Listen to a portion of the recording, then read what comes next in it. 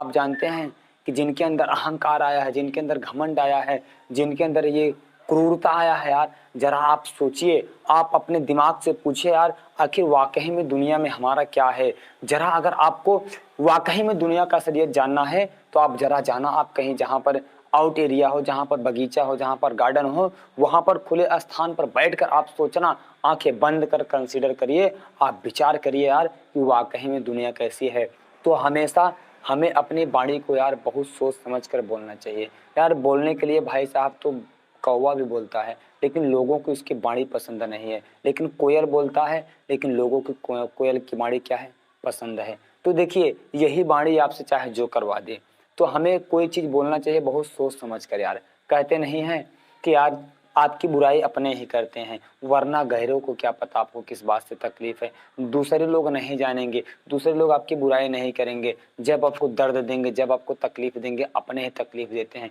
लेकिन वाकई में जीवन का ये वसूल है, जब कोई अपने तकलीफ देते हैं तो हमें जीवन जीने का एक सही नया रास्ता, एक सही नया मार्ग मुझे मिलता है। कहते हैं ना कि जीवन में जितनी कठिनाई आती हैं, जितने संघर्ष आती है, तो हम सफलता की पहली सीढ़ी पर अपना धीरे धीरे पहला कदम रख चुके होते हैं। और वाकई में जीवन में कठिनाई आना चाहिए, हमें अपने जीवन से लड़ना चाहिए, संघर्ष से लड़ना चाहिए, हमें कभी भी संघर्ष से पीछे नहीं होना चाहिए। और वाकई में अगर इन सबको आपको जीवन को असलियत देखना है, जिनके अंदर अहंकार है, जिनके अंदर घमंड है, जिनके अंदर क्रूरता है, आप सोचिए यार, हमसे बहुत बड़े बड़े लोग हैं, बड़े नायाब नायाब लोग हैं, सोचिए जो अहंकार में हैं, जो चूर हैं अहंकार में, जो घमंड कर रहे हैं, लेकिन वाकई में जानते हैं, न जाने उनसे बड़े बड़े लोग जाके देखें शमशान घाट पर, न जाने पता ना वो जलकर राख हो गए हैं। तो हमें किसी भी चीज़ का कभी घमंड नहीं करना चाहिए यार। जीवन में हमारा क्या है, हमको क्या मिला है, कुछ नहीं मिला है।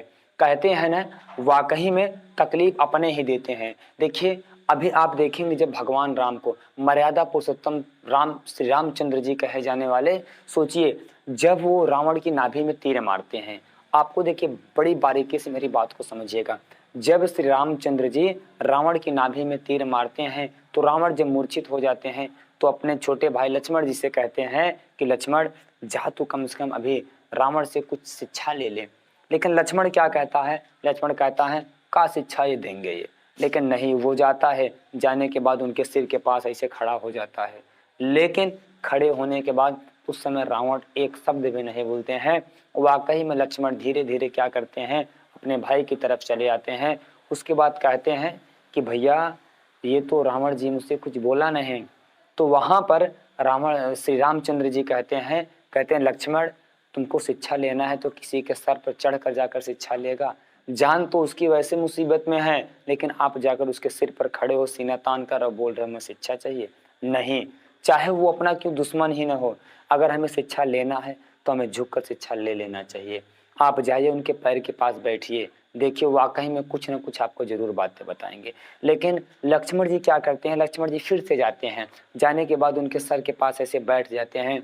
बैठने के बाद उनसे पूछते हैं कि आखिर आप सोचिए आपके साथ क्या हुआ, आखिर आप क्यों मारे गए।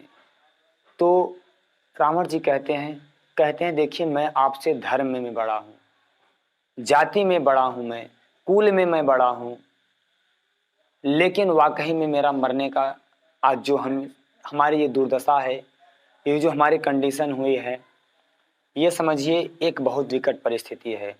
लक्ष्मण जी कहते हैं क्या बात है आप बताइए।